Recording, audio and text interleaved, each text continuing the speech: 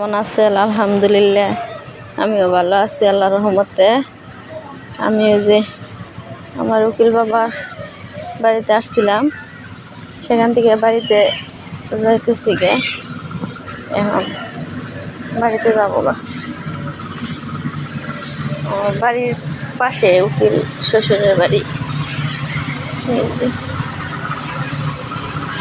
ধান ভাঙাইতেছে মানুষজন, অনেক সুন্দর একটা পরিবেশ। এক সিরিয়ালে পেঁপে গাছ, ধান মারাই করতেছে। রাস্তার যে সাইডে ধান বুনছে।